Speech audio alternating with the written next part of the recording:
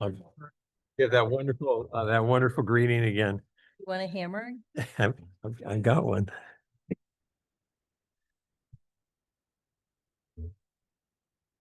Got the thumbs up sign. I got two thumbs up. We're ready. Well, welcome everyone to the October 15th meeting of the DMAC. I'm Neil Bryant, the facilitator. And today I've been giving a background of the process that we're in.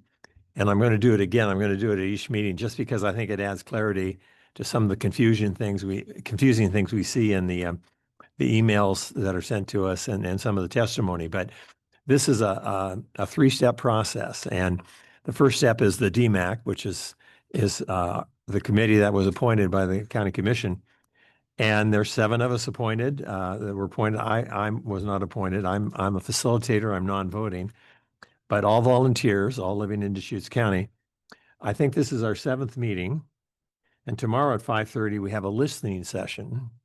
Just to give an opportunity to people who can't come here during the day. So the idea was to allow people to come here after work and provide us with their public testimony and what they want to say and what they're thinking about the work that we're doing. Today, I'd like to talk about a little bit again about the criteria for drawing up the maps. And the first portion of it, and it's in the documents that are with the agenda. As nearly as possible, we're supposed to keep the precincts contiguous and using existing precinct lines. And I think the reason for doing that has been explained. There are 50 precincts in Deschutes County. They were redone in 2022 as a result of the 2020 census. We're not to unreasonably divide communities of interest, and we're to consider growth patterns. Also, we have a few commandments that's biblical. We shall not create or draw maps for the purpose of favoring one political party over another, nor shall we draw maps for the purpose of diluting the voting strength of any ethnic minority. And then another commandment is there'll be 5 districts and they won't be at large. Currently, the 3 commissioners are voted for at large. That won't be the case with these 5 districts. For population concerns, we look carefully and we've reviewed the 2020 census, which was our last census, voter registration from February 2022, which is when the precincts were redrawn slightly, and then the current voter registration, which is current on a weekly basis. So as we go through this process, it's our goal to have approximately equal districts of population with a 5% variance. Step 2 will be a report that goes to the Deschutes County Commissioners at the end of November. And the commission will then make a decision as whether to accept the report and the maps as drawn or make revisions. And if they decide, they can put that on the May ballot of 2026.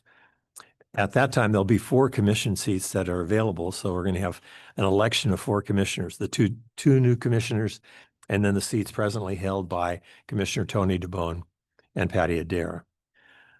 But the maps that we are drawing will not impact that election at that time. And then the next step is the commissioners make a decision to send this to the voters, and that will be in May 2026. And they will decide whether or not to accept what has been proposed. If it fails, then we're still at large districts. In other words, all 5 commissioners would be elected at large. In the future, and we've had discussions about this, right now we're mid-census, but in 2030, there'll be another census, and usually the data that is provided in that census is ready for review in 2031, a year and a half later. And at that time, precincts will be reviewed again, along with all other kinds of districts that require voting, congressional, state, Senate, and House. If this passes, the voters accept the districts, then you'll have 4 years basically of history of how it operated. And whoever's on the county commission at that time can decide if they want to continue with the 5 districts or do something else. And they could say, and it's up to the commission again to decide what they would like to do. They could go to having them all at large, or they could have what we've called the Missoula option of the commissioners living in 5 districts and being voted on at large. There could be other options or combinations of those. But that's a decision down the road in probably 2032. But if they want to change the maps and the methods and the districting, then that would take another vote of the people. So hopefully that's helpful to you today as we go into our public testimony. And we have 2 people signed up. The first is Charlie Babb. Do we want to do approval of? Oh, minutes. Yeah, Charlie, go ahead and have a seat. We can look at you longer that way, but this is, thank you very much. We have the minutes attached from October 8th. And I noticed, that's the wrong one. Excuse me, not that there was, I thought, one mistake in the minutes. It had the meeting schedule. the next meeting schedule. If you, I saw 2. right, it should be October 15th and 16th rather than the 22nd and the 23rd. Any other corrections or amendments to the minutes? Do I have a motion to approve? So moved. Thank you. A second? Second. Thank you. Discussion? All those in favor signify by saying aye. Aye. Opposed, same sign. Motion passes. All right, now we'll go to public comments. And thank you. Charlie Babb.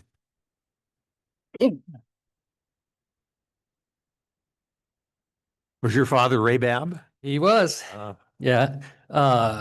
Charlie Babb, 2nd generation Ben, 4th generation Oregonian. Thought I'd comment.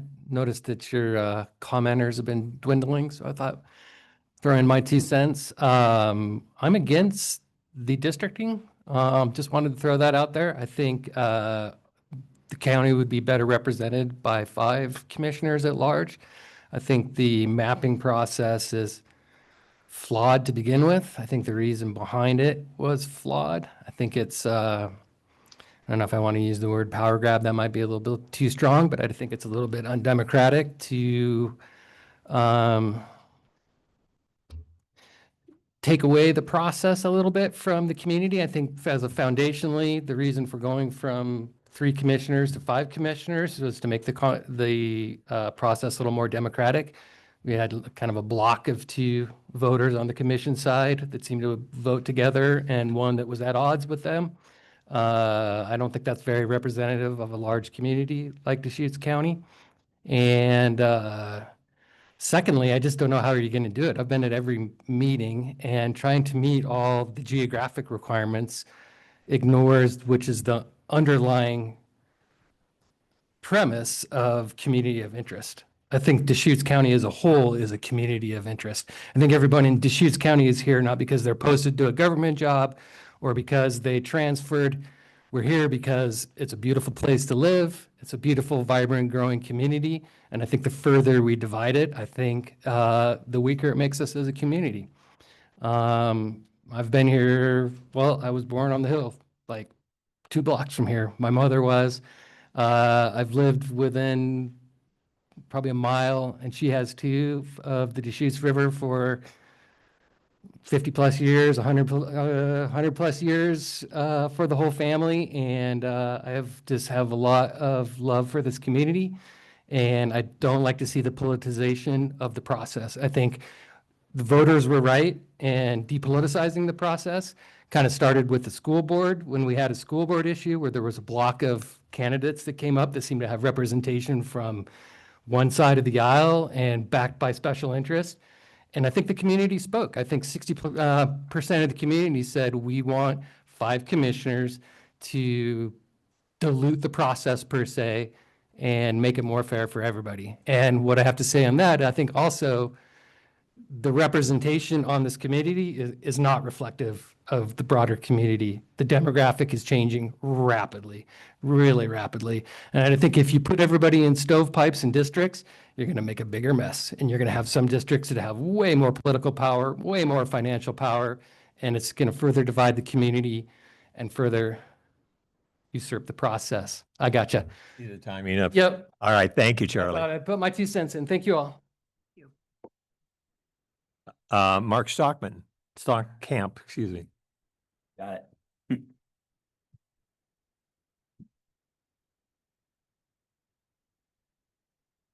Hi, Mark Stockamp, 60204 Navajo Road, Bend, Oregon.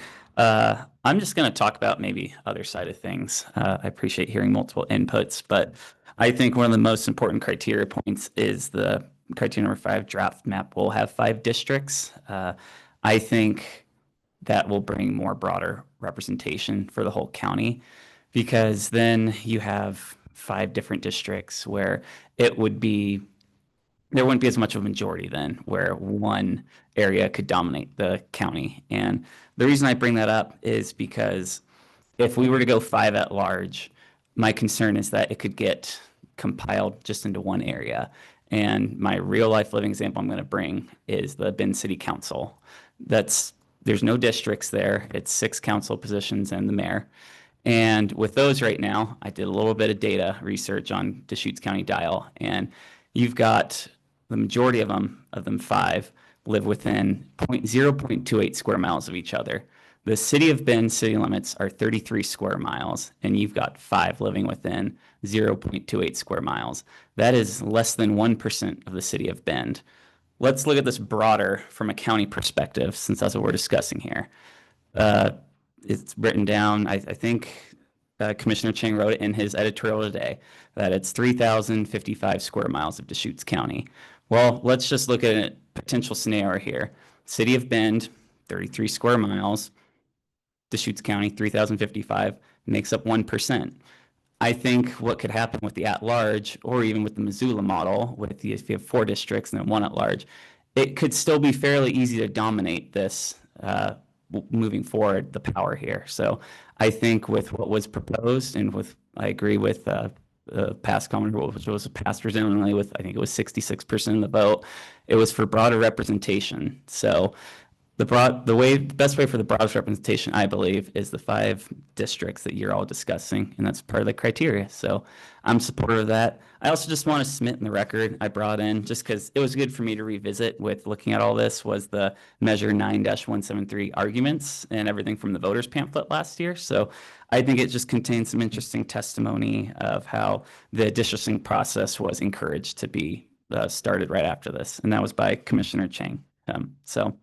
Yeah, I know there's different views on it, but I want to provide my view. I know there's something new in the Bend Bulletin almost weekly on this matter. So thank you very much for being here. It's been a lot of meetings for everyone. I know you have another one tomorrow. So thank you for making yourself available and for providing the discussion.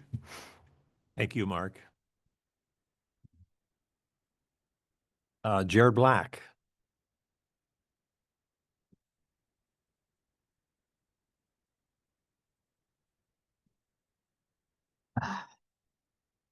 My name's Jared Black. I live in Bend.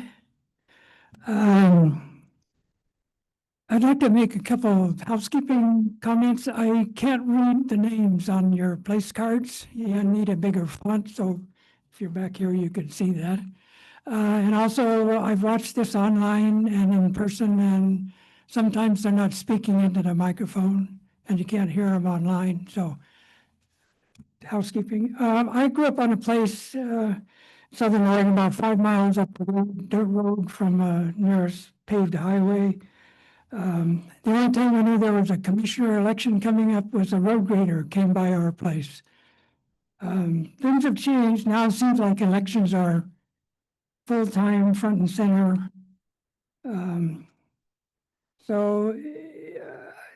Here, this is my point. Although I live in Bend, I'm sympathetic to those who choose rural living. I know the urban voters tend to have interests that differ from the rural voters. And this is shaped by party affiliation. So please select these district boundaries so that we don't urbanize the rural areas of the county. Thank you. Thank you, Jared. Is there anyone else? If not, I'll remind everyone of the meeting tomorrow at 5:30. And it'll be an opportunity to take public testimony. We call it a listening session. We're here to listen. It won't be a situation where you ask the committee questions and we answer and those sorts of things, because then it takes away from the opportunity to give your thoughts on the process and where it's going, and rather than having arguments with maybe commission members about what they're doing and why. But it's going to be very open. People can say whatever they want to say. Hopefully the talking points I discussed earlier will help you focus the conversation on what we're trying to do in the DMAP, rather than things that we don't control right now. But again, that's at 5:30 tomorrow.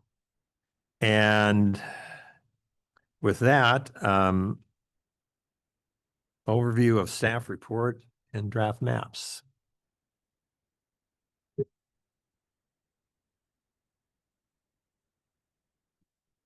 Okay, great. For the record, my name is Jen Patterson, Strategic Initiatives Manager for Deschutes County. So I'll just give a quick overview of the maps that are included in the meeting packet, which are available in hard copy over on the table over there, and also online at our website, which is deschutes.org/DMAC, DMAC. So during the October 8th, 2025 DMAC meeting, committee members requested staff to modify existing maps labeled 2B and PS3. I think during that meeting, there was a total of 6 maps for discussion for the DMAC members, and the DMAC members eliminated 4 and narrowed it down to 2, and then directed staff to look at those 2 maps, and I believe to get those, to see if staff could get those maps within a 5% variance using 2 separate data sets, which included the 2020 census, population census, and the August 2025 voter registration data. To give some background, the DMAC, when they first formed, and they were formed by a nomination process from the current county commissioners, there was a guideline document provided to the DMAC that's also available online and included in the meeting packet today at the hard copy sitting over on the table. And that guideline included, which was approved by the county commissioners, included map drawing criteria. In that map drawing criteria, there is a section 4, which talks specifically about the map population.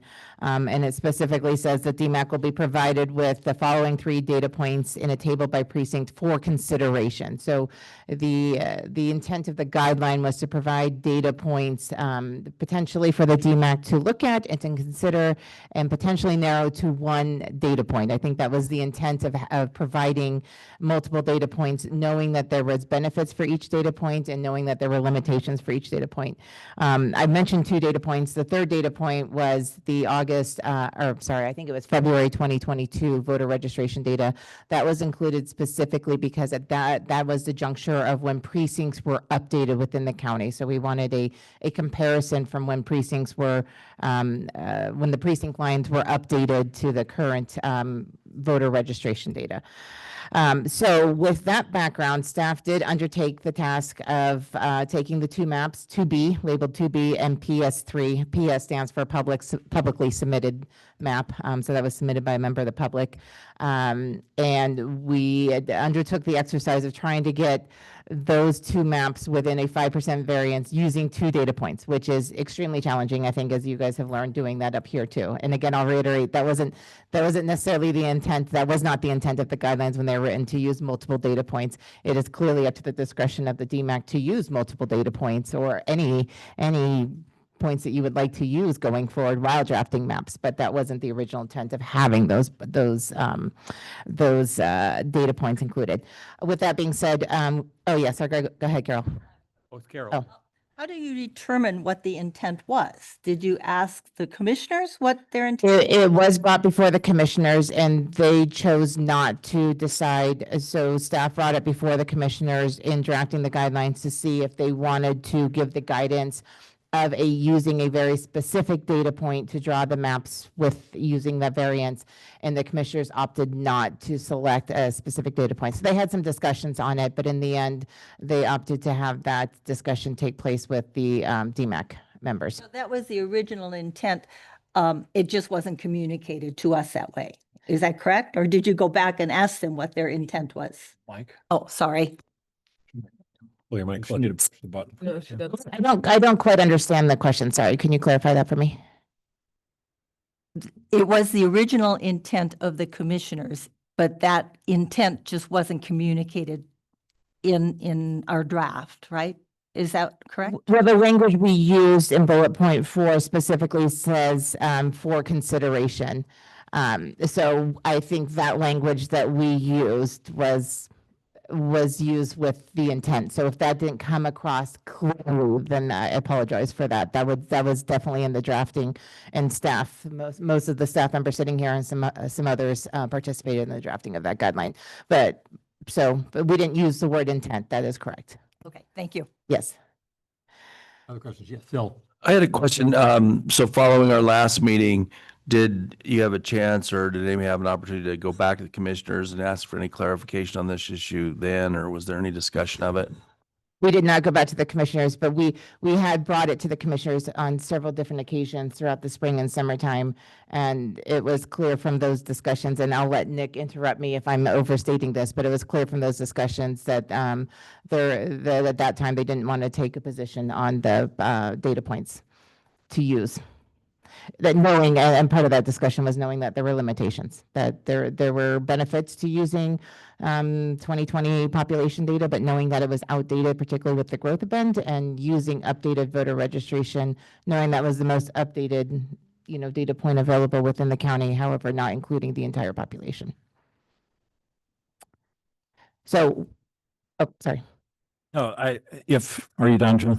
I don't know if there's any other clarification. I was just gonna give a quick where we landed with our maps, but please, No, if there's do further that questions. first, because I'm kind of ready to move on beyond that, but go ahead. So we landed, we can, depending how your discussion goes, so now there's 4 maps on the table. There's 2B, which was the original, which was the second version of map 2 that was presented. So that was originally drafted by, map 2 was originally drafted by staff.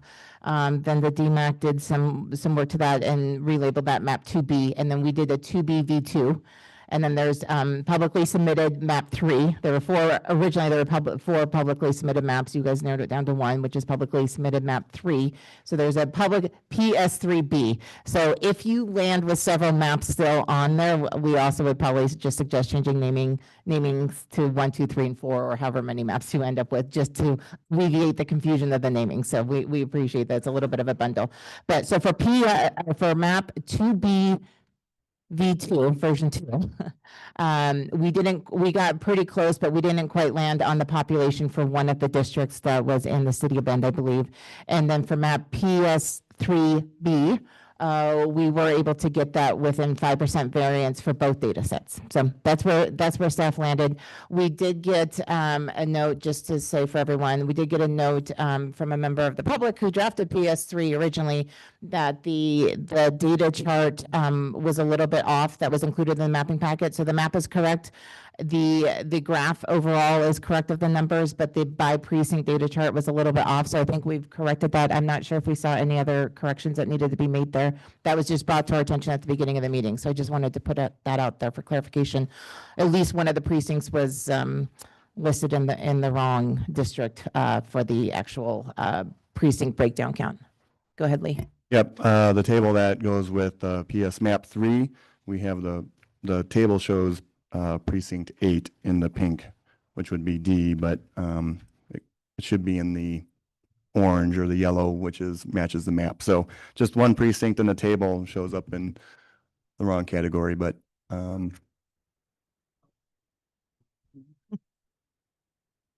So we'll double check that. Okay, so that for map PS3, there's the data precinct doesn't match with the map, so we will correct that. Yes. Sorry, didn't mean to call on you, Neil, go ahead. Okay. Well, yeah, okay. So if I got this right, PS map 3B is the closest we've come to perfection. I would clarify to say it is within the 5% variance for both data sets.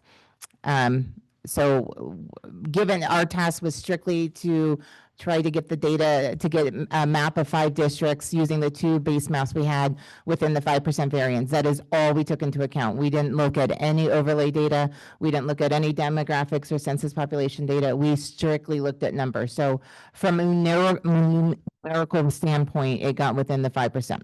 Thank you. Drew.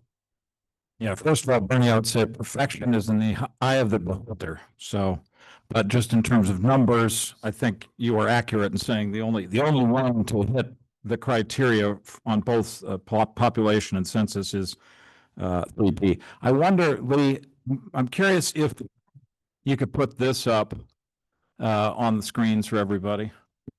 No, I'm talking about this one in particular. Well, you can look at the bars, but fine. We'll look at the bars. You can't see which one. you I'm talking about this one that was in our packet that's got the numbers at the top and so on. Or is that not in there? I can send that to you, Lee, real quick. I created that from a spreadsheet that he sent me, so Okay. I did the screen share, but I'll send it to Lee real quick to get that up. We can talk. The only reason I like this one is because it shows everything on one page. Drew, could you show us what you're looking at? It's in our packet. Okay, I got it. I One that's just, got all the population numbers for each of them.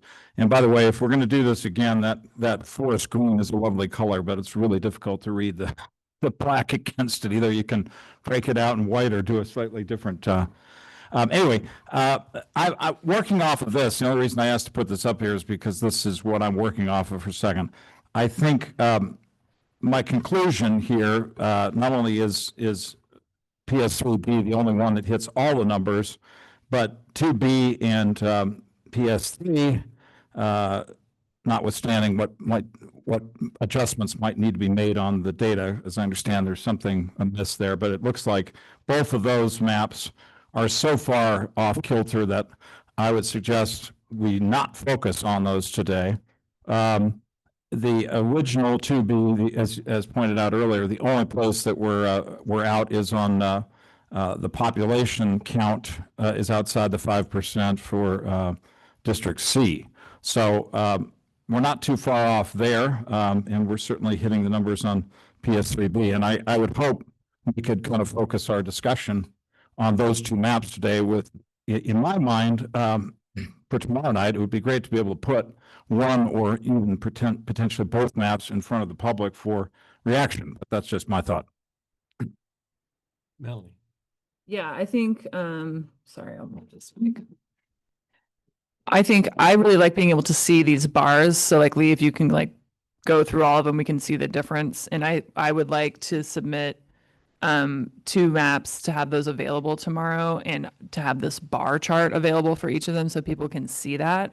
Because I just think it's a really easy visual way to see the differences. I agree with Drew. I mean, I think we got what we asked for is 2 better versions of the previous 2 maps. So I think we should use the better versions that are closer to that 5% or within it.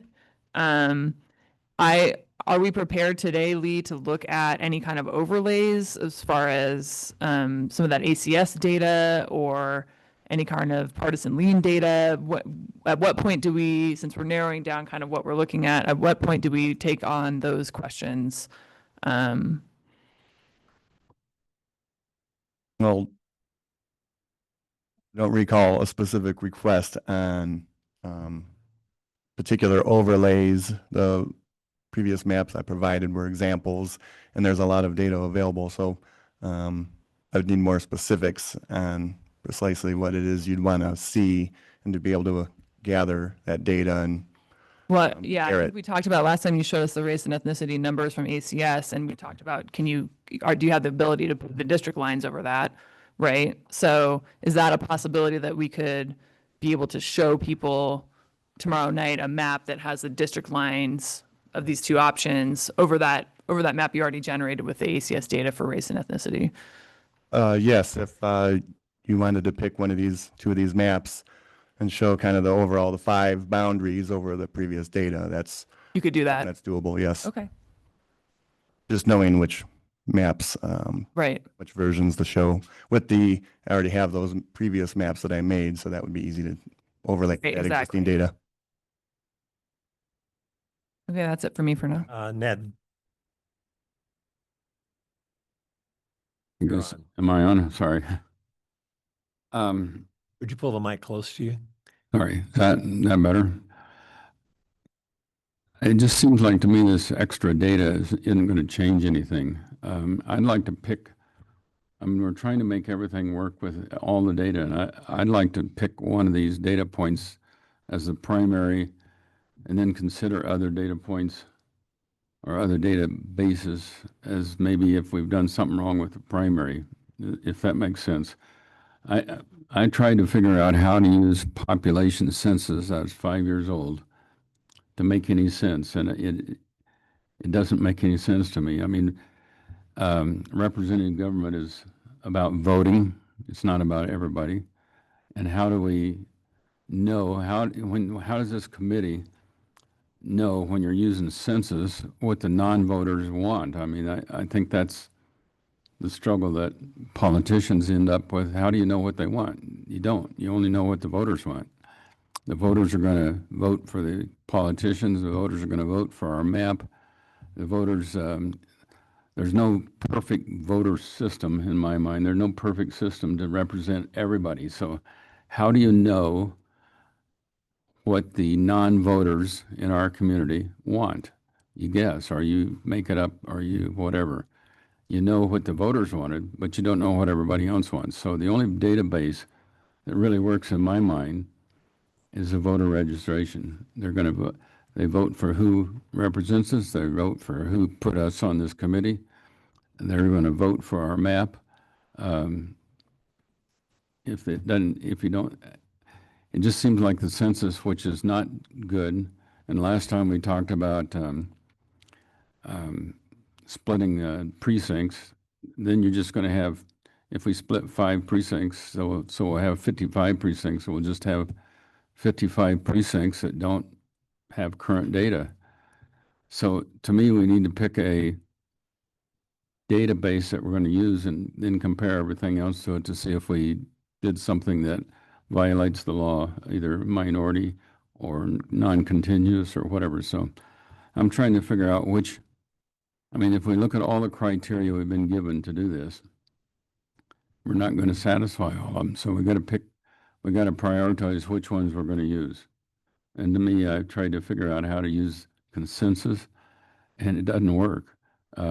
It's out of date. If you do it right after the census, it probably does work, but we're in midterm. So we keep voter data current, and there's a reason we keep it current, and we only do census every decade. So I'd like us to pick voter registration as the primary database that we're going to use, and then compare everything else to that. And it might make the maps in the 5% box a little simpler. Melanie. Sorry, let me get this in the right spot. So, Ned, I'm sorry to say, I find that a really cynical take on what representative government is. And as an elected official, I represent and do good work every day on behalf of everybody in the city of Bend, even the people that didn't vote and even the people that didn't vote for me. So I want to be really careful about making a map based on basically admitting that politicians are going to pick their voters, and that's the only people that really they're accountable to. The community is who we're accountable to. And I hear from every day from people in my inbox, I don't know whether they voted for me or not, but I need to take their input and I need to respond to it. And I think also when we abandon population, which I will say aside, I agree that we should be doing this right after a census and not in the middle, and that is a problem. But here we are. The census is the best data we have because also I tried to help us get some other data, and we collectively determined that that was not something we wanted to use, even though it's a newer estimate. But there are people in my city that don't vote for whatever reason. There are people who are not of age to vote who matter. Our next generation very much matters, and I'm thinking of them a lot when I am working as an elected official. And I want our commissioners to be thinking of everybody who lives in their district, if they're going to be representing a district, not just the people that vote. Because also what's not being said, these are registered voters numbers. These are not actual voter numbers. They're not actually the numbers of people who did vote. And we know not every registered voter votes. And a lot of people who are registered by motor voter, they're less likely to vote. So I want to be really careful about thinking of representation in that way. We need to be thinking about representation for the full county, everyone who lives here. They all need a commissioner that's going to represent them and not only think about who the voters are. And so I think we actually have, the staff did the impossible. They gave us a map that's 5% on population and voter registration. It's within our guidelines. And I think we should work that map. And I think what I would like to have available for public input is some of these overlays. Because I do think I would like to hear from people who are living in our community that can give us input. Hey, I know this neighborhood. This neighborhood is where a lot of people like me live. You've drawn a line through it. I'm concerned, right? I want to hear from people about the map that we put out there so they can give us that kind of input that we can actually use if we need to change it.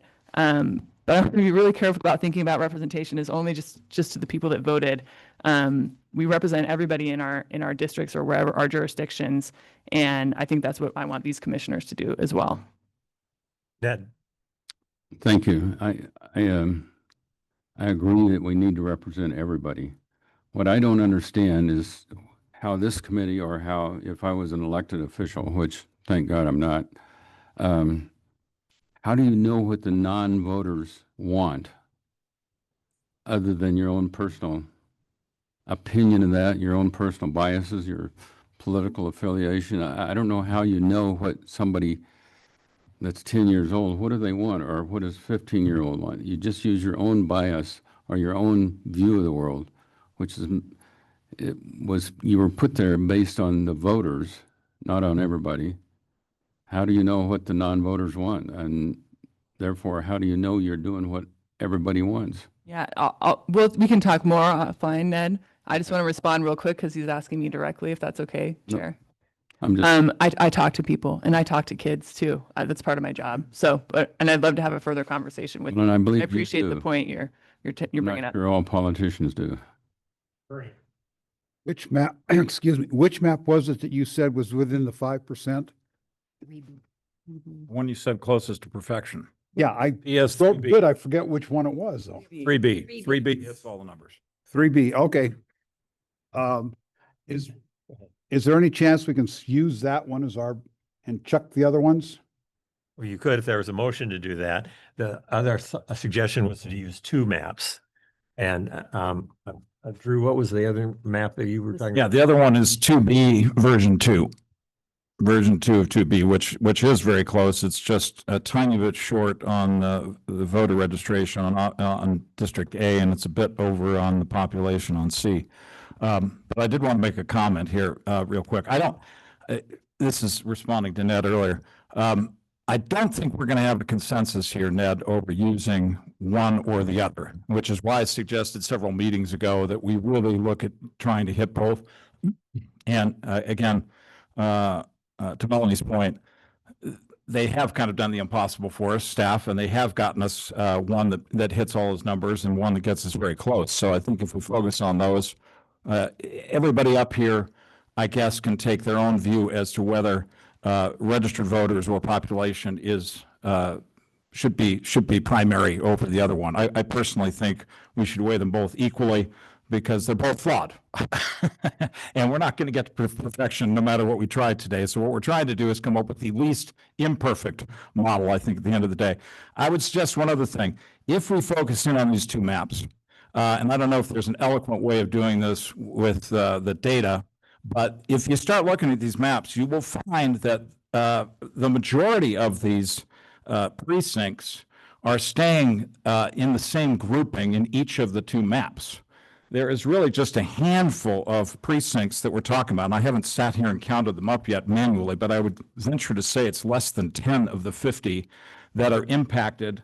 And if we focused in on those in particular, as we compare the maps, we might be able to get into, I think, a well-informed, or at least a good bit of speculation about where certain precincts sit in terms of their communities of interest. For example, if I look at, because it's easy to look at on the map because it's big, precinct 49, quite clearly in option 2B version 2, it is situated with the west side of Bend, which to me makes a lot of sense. I think it's the community of interest it belongs to, but again, I'm just taking that one precinct in isolation. And in map 3B, it is thrown in with the rest of North County and that kind of wraparound green zone. So, but there are other precincts in here to discuss. And I think if we limit or kind of focus on those precincts, that might make our life a lot easier, because actually a lot of this is not all that different between the two maps. Bill. Yeah, I want to say a couple comments about the data first. The issue isn't really that the voter registration and the census are both accurate data points. One is an accurate data point within the last month. The other was 5 years old. And if you want to look at a good example of what the problem is when you're getting this, look at the difference in this chart. Look at PS3B. The difference between in District A between the population count and the voter registration count is 5,000. Look at B. The difference is 10,000. And that's the exact point to me why the census doesn't make sense, because I will guarantee you that the voter registration is a closer connection to real census today. So I agree with Ned in terms of I would overweight that, use that as our primary criteria. If people want to talk about the other, they can, but I'll bet you can really point to why the population in B is so much more than the voter registration, why the growth has been different between those two, that much different. And that's why I don't do that. The other thing is that I don't think that this should be the primary role or decision point either, because to me, I think communities of interest is the most valuable and valid for us trying to build districts. And I totally reject the idea that if you have a district where one person represents you specifically, you're less well represented than you would be if you had 5 partially representing you.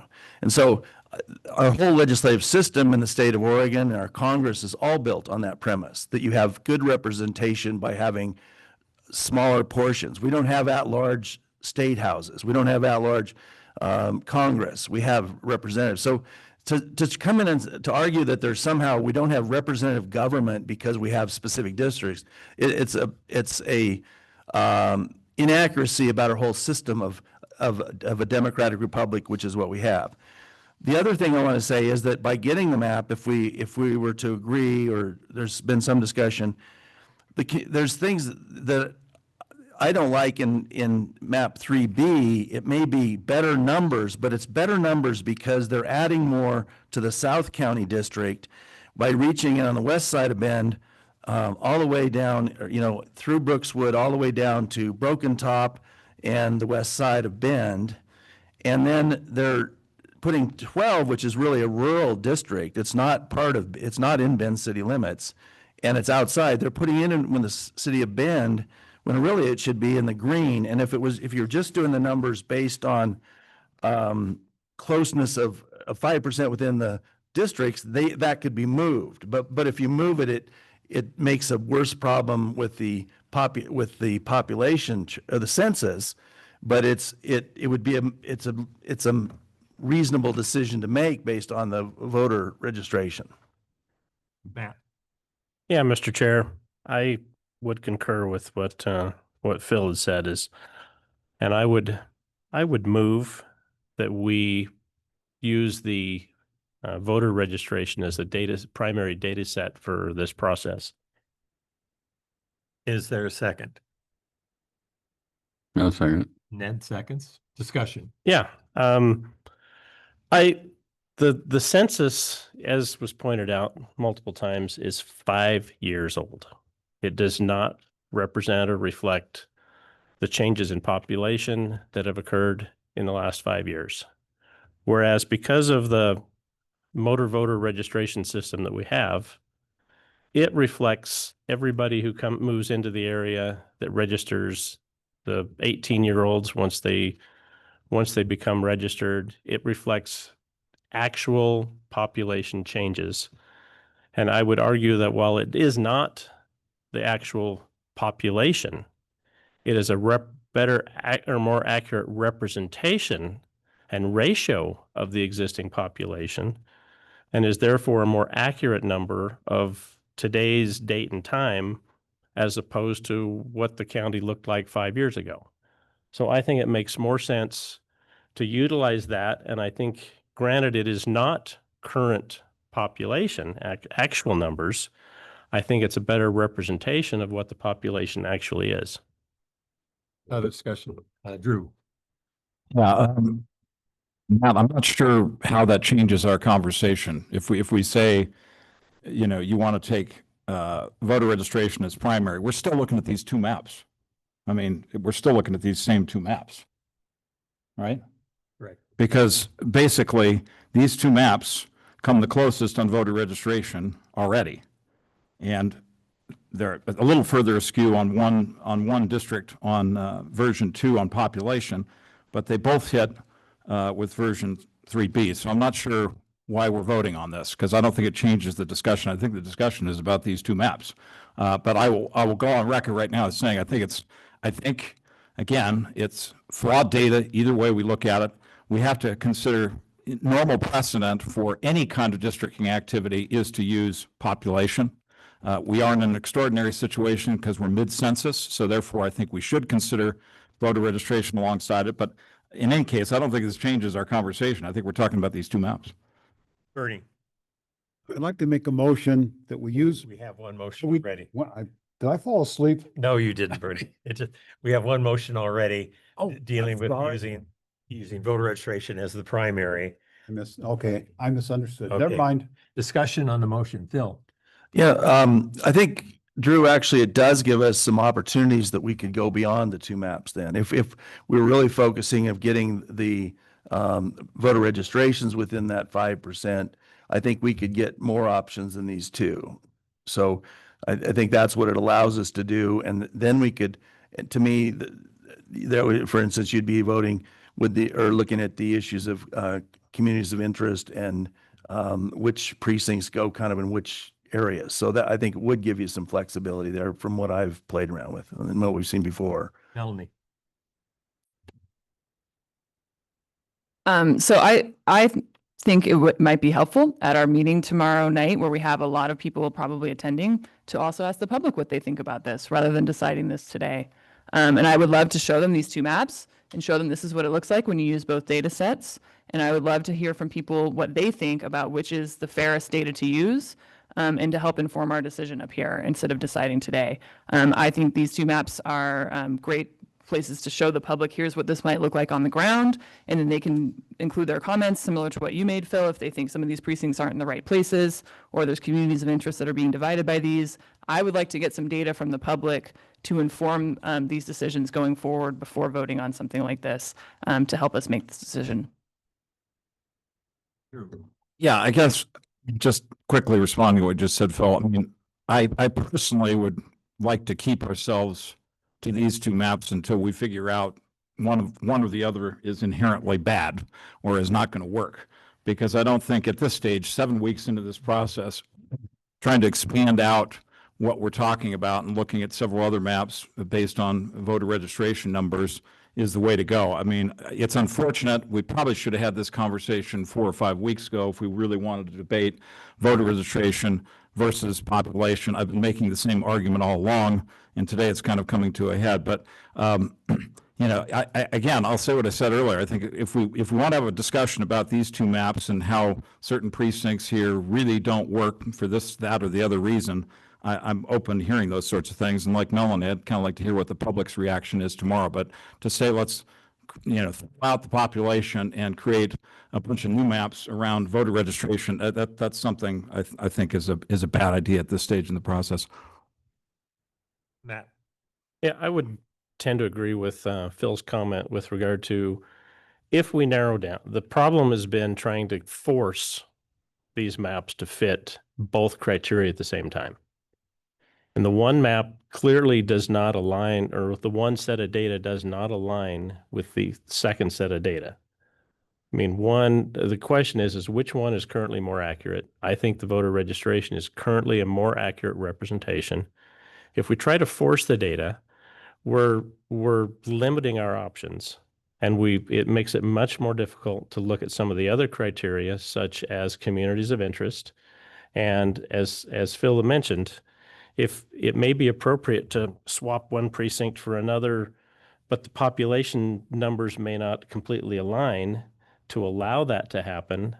I just think from a flexibility standpoint, before we hone in on, what we think is the best option, I think we need to identify which criteria tends to work the best as far as a data set. And I think the voter registration currently is the most accurate, up-to-date set of data that we could use. Drew. I want to call out, I feel like there's an elephant in the room here that's not being called out.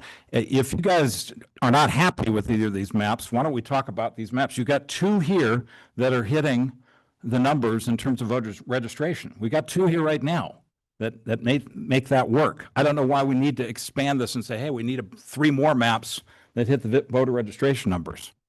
Is there a problem here with the two we got? Talk about that. Melanie. Again, I think that to Drew's point, we've got a couple that are hitting the metrics that we have for both data sets.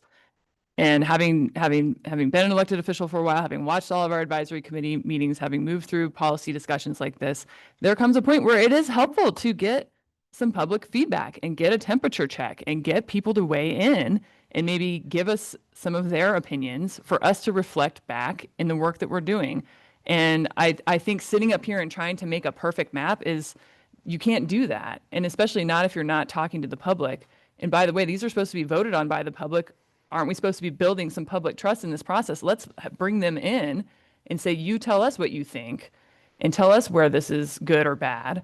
And then at our next meeting after that, we can take that information and incorporate it. I think sitting up here and trying to get to a perfect map today, to Drew's point, we're 7 weeks into this. We've got to, at some point, start producing something that is going to move towards what the recommendation is going to be. So again, I would say, don't vote on this motion today. Let's take this to the public and get some more information, because there are, a lot of things that you could analyze these numbers and tell. And the other thing I want to point out is we haven't got any information about growth, which is listed in our charter at all, to consider, right? And how are we going to look at growth, and what are we going to use for that, right? Because that's some of the things I see when I see the population numbers out of whack, is thinking about growth, right? And growth is everybody in this community. Communities of interest is everybody, not just registered voters. So with all this at play, I think it might be helpful for us to get the public to say, what do they think? And maybe the public says, yeah, use registration, even though no other county in Oregon uses that, right? And everybody measures on the census. Maybe the public will say that sounds better to us, or that makes more sense. But without public buy-in in this process, it's not going to go to the end, right? So I think this is actually a really good moment to take a couple of options and get some reaction from the public. Carol. I agree that we ought to stick with the 2 maps that were presented to us today, because this is what we asked the staff to do for us. They came within the guidelines that we requested, and we don't need to see any more maps. We've seen a lot of maps in the 7 weeks, and I think this is as good as it's going to get right now until we hear from the public and what they want. Ned. Well, I just wanted to comment on the comment. Everybody's not going to vote on this. The voters are going to vote on it.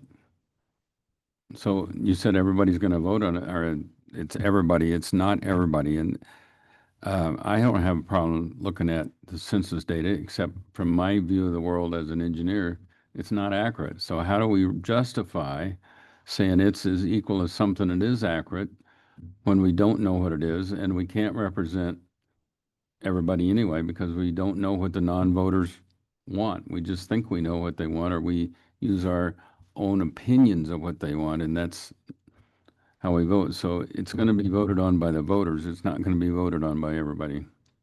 Phil.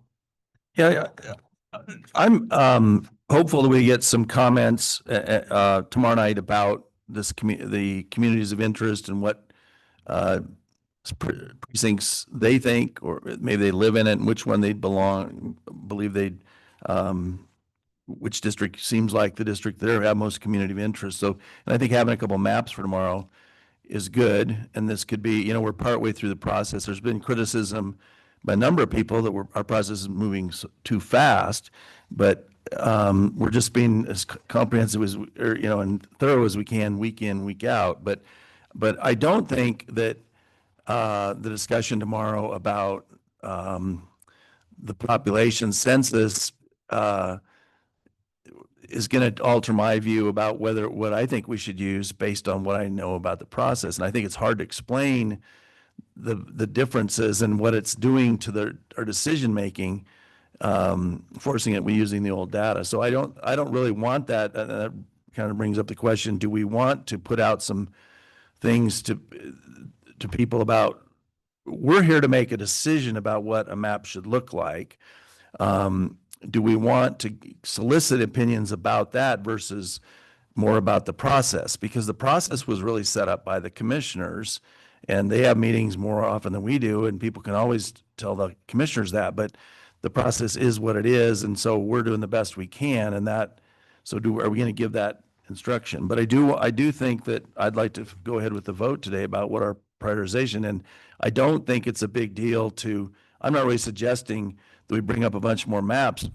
Really what I see us doing is moving some things around, and if there's support for it, and see how it works within a map, like we've done at other meetings where we have the visual. And I don't see that as we've talked through a lot of this, Drew and Carol, in regards to your comments about, I don't see it as a whole new process. It just gives us a little more flexibility, because we discarded some because they didn't hit the 5% in each. And so that's why I'm proposing to go ahead and use that strategy going forward. And tomorrow we get more information, but. Matt. Yeah, I'd like to address a couple things. One, I mean, maybe I've been asleep the last several meetings, but if I recall, we've had public input at every single meeting, several hours worth of public input. And so to make the claim that we haven't had any public input yet is completely false. And secondly, the concern about addressing growth. I mean, the one thing we haven't looked at is building permits, which is certainly an option to take a look at, is what's coming down the pike over the next couple of years. But that's precisely why the voter registration is more accurate, because it does reflect the growth over the last 5 years in specific different areas. And that's why I believe it is the more accurate reflection of the population that we're trying to target. Melanie. Yeah, I never said we didn't have any public input. I said I would like to have more public input tomorrow. And I would also, before we decide that registration is more accurate, love to have growth numbers to compare, because I can look at some of these precincts that I know are huge growing precincts in Bend, and I'm not seeing a commensurate increase in the percentage of voters proportional to the county. And you can see that show up some places like Redmond, where if you look at the registered voters, it's way out of proportion of the population. And that's because we know, because we've looked at things like ACS data, and Redmond people have told us that Redmond is growing. But if we're going to decide registered voters is more accurate, I'd love to data test that and actually look at where the building permits and the growth have been, and determine if that is actually lining up with where the increase in RVs is. And I would love to do that before deciding that that's going to be our primary, again, which no other county in the state has used. Yeah, I'll just say, with respect to this vote, we should probably, this will be my last comment, because I recognize we've got the motion on the floor and we should probably be voting on it. But if the commissioners had felt strongly about this, I think that would have been a mandate to us. You're going to use voter registration, or you're going to use population. The fact that they punted tells me that really the best decision for us is to consider both. And for each of us to use their own conscience in terms of how you decide what map you're going to support. If you, Matt, or you, Ned, or you, Phil, want to weigh your view more heavily around voter registration, by all means, go for it. I don't think we have to have a mandate across this group that says we have to look at voter registration first and foremost for all 7 of us. I think that's wrong. Again, I think if that was the direction that we needed to take, if that was an important mandate, the commissioners would have given that to us, as they've done with other things like no Missoula option, like no at-large +4 option. We haven't had that from them, so I'm going to take that vote of silence from them as a vote for us to consider both. Ned. Yeah, I have no problem looking at population as a criteria. If we got maps 3B and 2BV2, one of them doesn't meet the criteria now of the 5%. So how do we say that that's okay? We're going to go overlook that, even if the little number is off on population. How do you reconcile that one doesn't meet it, but it's okay, and one does meet it, and so it's either better or worse? I mean, it either works or it doesn't work. And to me, if you pick a database to work off of, then everything else needs to function with respect to that database. That's why I was trying to figure out how to use census when it's too old, and how to use, how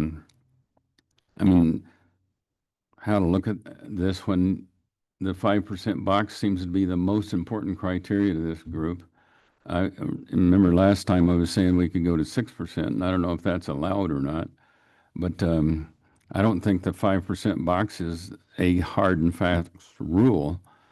I think, as you remember from our previous meetings, I think community of interest, which is our most difficult project to decide, that's more important than just moving the numbers around to hit a certain number of people in a certain precinct. And I don't know if I'm saying this all right, but if you don't have some base, anything goes. And 2B, the population is out on one of the precincts, or one of the 5 districts. So how do you say that that's okay? Because you've got your voter registration there.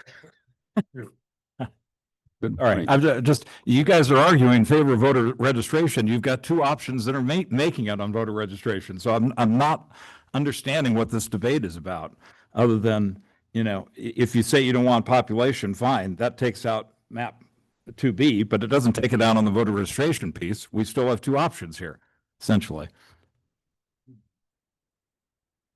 I'll go Phil, then Melanie. But Drew, to me, that's kind of the point, is if we're just going to do voter registration, then we could have 4 maps. If we, Maps. well, I know, so I disagree with them. I do, because I think there's things that could be improved or changed, and we should talk about it. That's what I'm saying. That's what I'm saying. Please raise your hand. I want to call the question on this motion, please. Okay. And I'll restate the motion. It's to make the prime criteria for the maps, the voter registration. It doesn't rule out using population, but it's a sub-feature, but the prime criteria in population criteria on what we've been given by the commissioners would be voter registration. Is that correct? That's correct, but also other data, even like builder's permits. Oh, okay, I'm sorry. I got lost. Did I say that correctly? Close enough. Close enough. All right. All right, it's been moved, so the debate ends. All those in favor of the motion, please signify by saying aye. Aye. Opposed, same sign. Aye. If I see that as 4-3. Is that correct? Okay.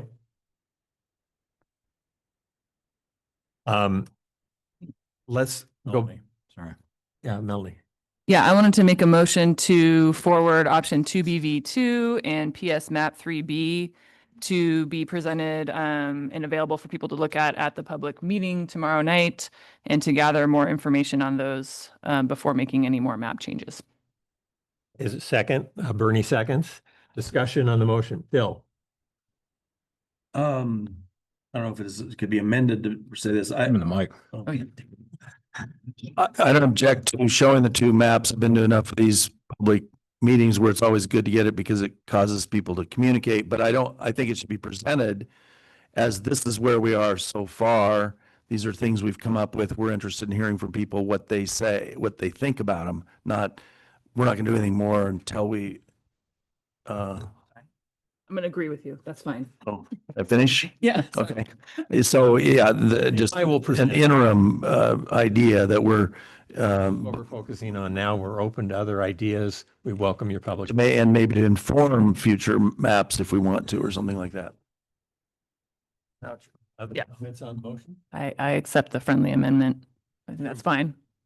Yeah, and I'll go back to what I said earlier. I mean, I would love to have this conversation today, but I think it would help inform the discussion tomorrow night. I would love if we could focus on the particular precincts in question that are going to vary between these two maps. Because that's really what it comes down to, the brass tacks of this. I mean, so much of Bend, so much of Redmond is going to be in one particular district. There's really not any issue that Sisters is going to be in with all the surrounding area, nor is there an issue that, La Pine exists in South County, and therefore La Pine's going to be in there with all those folks in the South County precincts. It's really just these handful of precincts that ultimately this is going to come down to. So if there's a way we can help focus that discussion, even by somehow breaking this out on the maps, if there's a way to take the precincts and have them pop out from the map or something like that, 3D animation. I'm a film guy. What can I say? I run a movie house. We like moving pictures. Thank you. Other discussion?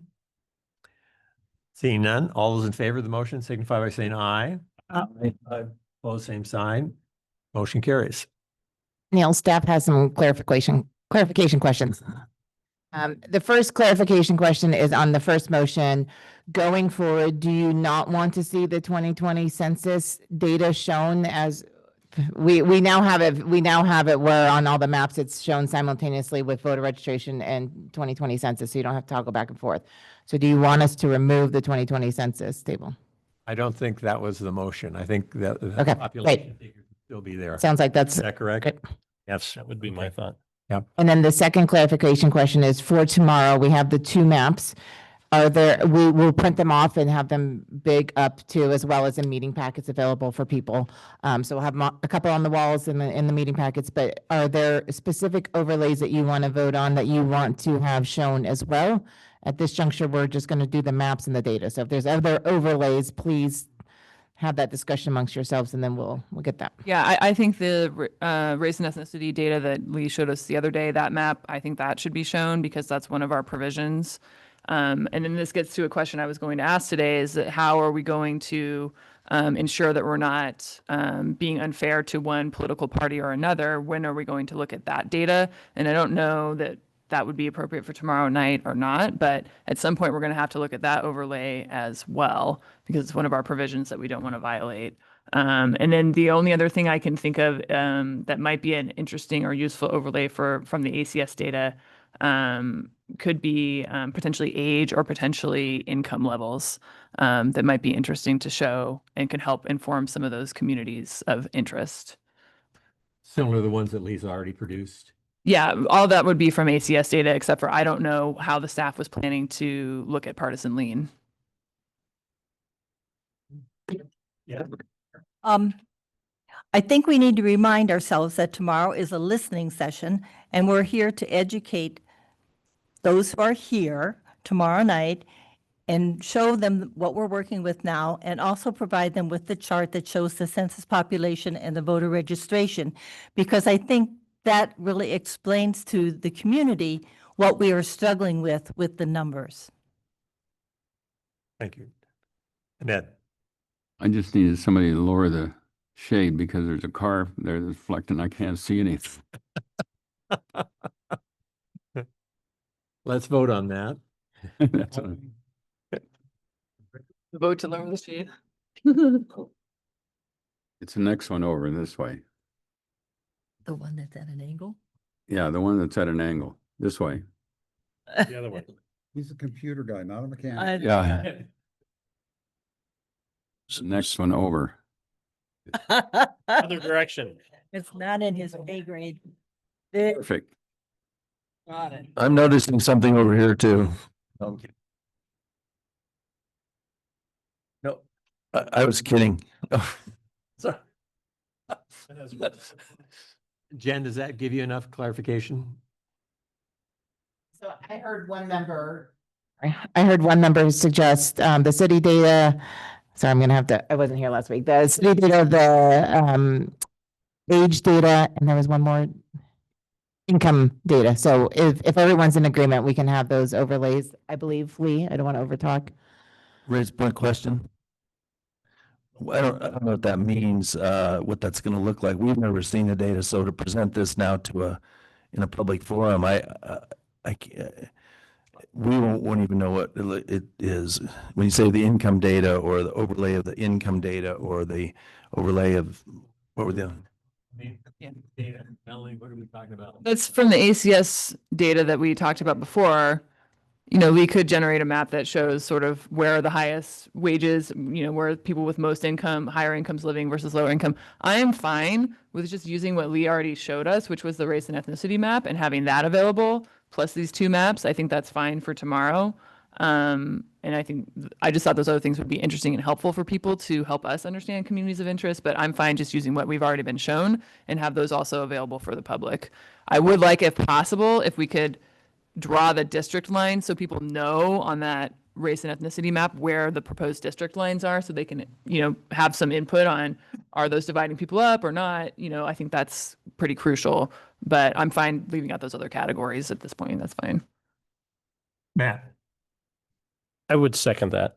I mean, I like that idea. The maps that we've already been shown as far as some of the, like I say, race, ethnicity, all that fun stuff. But we start adding too many more things. You get too many layers. The map will be impossible to read or decipher. So I'm supportive of including what we've already been seeing.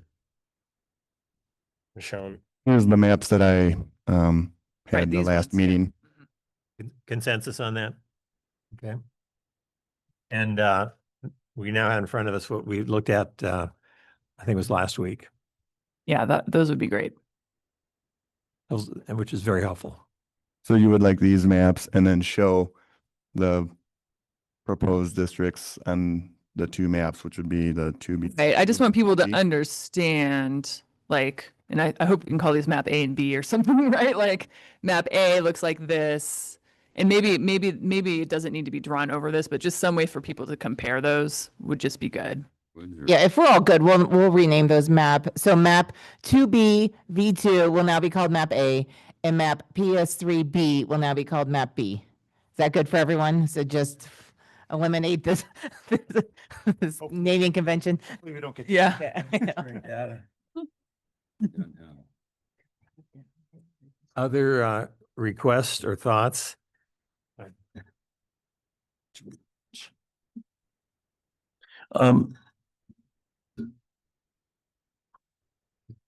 Bill. Mr. Chair, yeah, with regard to the, we've become pretty familiar with these, but I'm expecting a masterful job by the chair to explain kind of what we're looking at here, because these take a while to understand, and I don't know how you explain it, or I don't know if to be, and I also would encourage handouts so people don't have to figure it out on a screen, because these I've talked about these nice colors to other people now, so they're pretty easy. Ed? Yeah, and maybe it's just me and I'm not used to it, but I can't figure out where I'm even at in this map. So is there a way to look at the roads or I mean, I don't know where I'm at, and I don't know where communities of interest are. Like, I was looking at this map of is Deschutes River Woods in 2 or 5 or 42 or what? 42. How did I know that? And you're in one right now. Okay, what's in 37? I told him that because I'm in one and I looked on my voter registration card to confirm that. Right. Well, I am slow, so. Blame it on age. Vintageness. Melanie? I don't know how hard it would be to have a map, Deschutes County map that's just like a regular map, maybe. People aren't used if you have those laying around. I can add additional roads and water features. Right, yeah. Maybe just one big, here's what the county is, so people could reference that, yeah. Mr. Chair. Yes, Phil.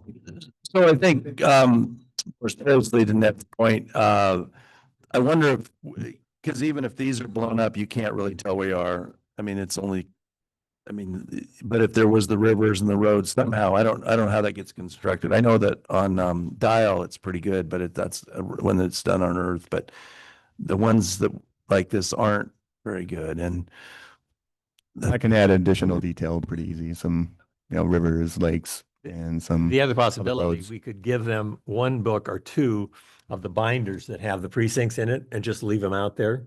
If people wanted to refer Be good, yeah. to those. We have those, yeah. Yeah, we have them, and maybe just have a couple that all they have are actual precincts in them. I'll bring mine. I'll bring I'm gonna mine. get it back. If you want to volunteer binders, we'd love that, so we wouldn't have to reproduce those. We didn't produce any extras, so you have Okay. them all. I'll Bring them. Everyone bring your binder with the precincts in them. I Okay. put a note, don't take. Do not take, return Do to the not. committee, or your taxes will go up. All right. Yes, Bernie. What are the two new maps going to be called? A and B. Okay, PS map 3 will be B. now. PS 3B is now going to be known as map B. And then map 2, map B. And then current map 2B V2 is going to be map A. Got it. Thank you. You're welcome. And I will put together some thoughts of what we just discussed so that we can bring the people that are giving public testimony up to date on what the committee has done and what's available on the information that they have. And so it'll be expanded from the talks I've been giving the last 3 weeks about the process we're in and where we are. So I'll try, I've heard your input, and I'll try and put together my thoughts and do that in a way that will be helpful. Okay. Other thoughts before we adjourn? Jake. Well, Is this, are we on to sort of like other questions? yes. Oh, okay, yeah.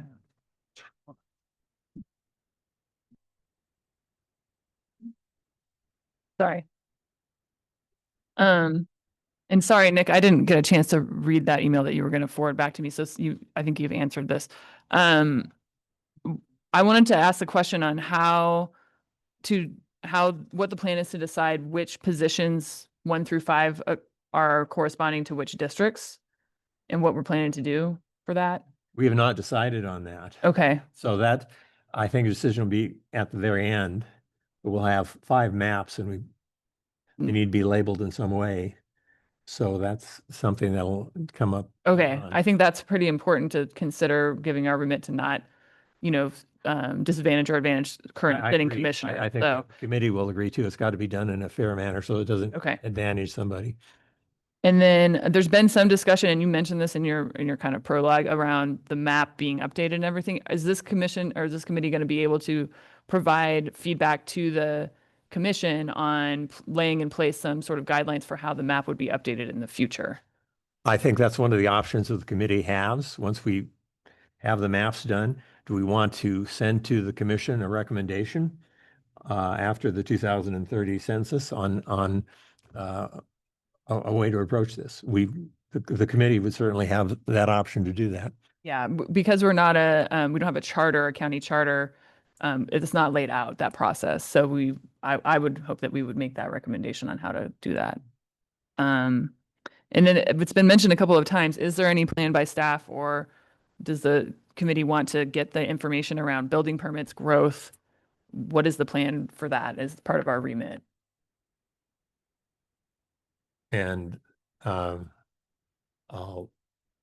have a follow-up to that. okay, Phil.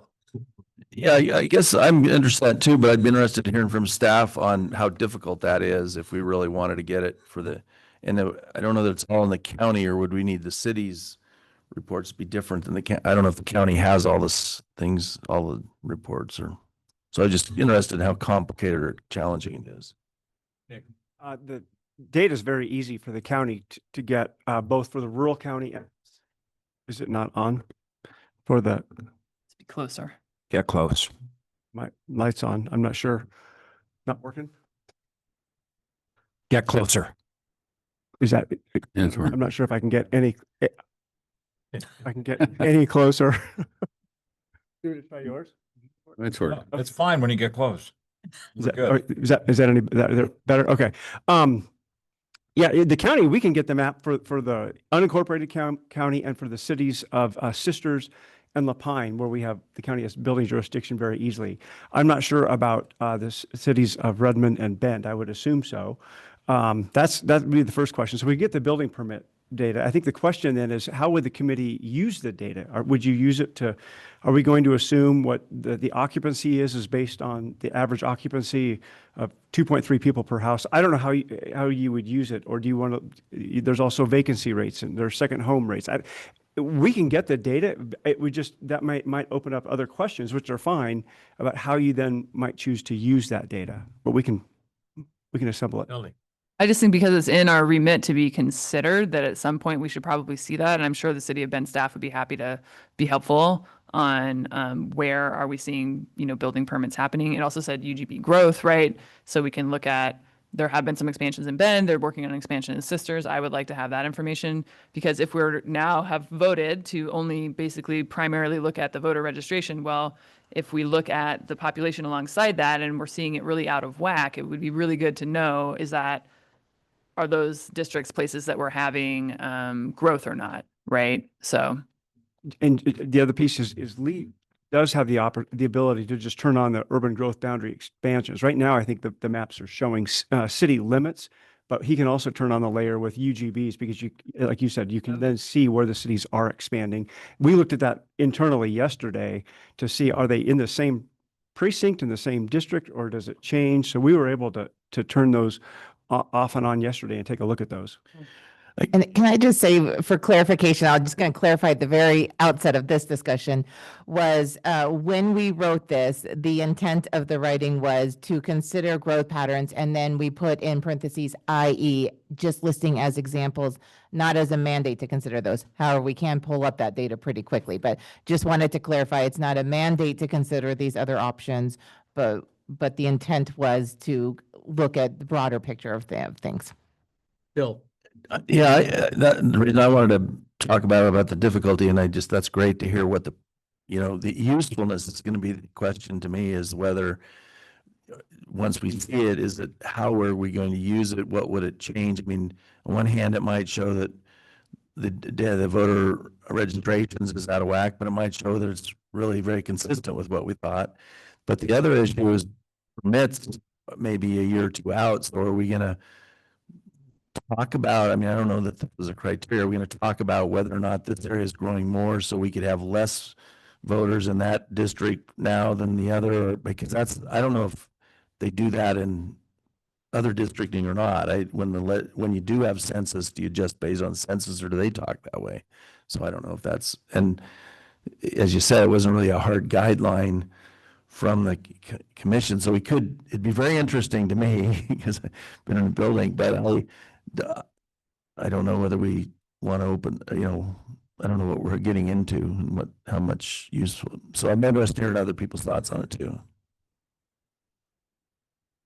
Melanie, did you have No, I'm fine. Okay, Drew. Well, I would personally take that data just as useful to have, again, in the context of the maps that we're looking at.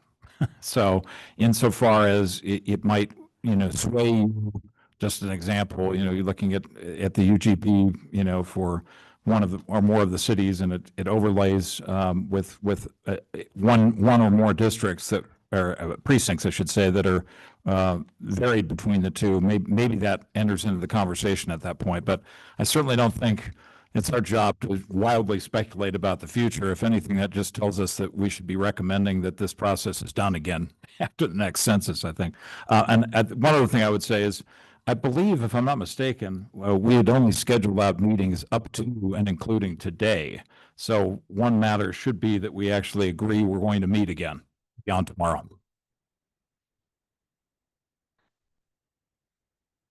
Well, I blocked out my calendar for November. I guess I was ahead of myself. Nick?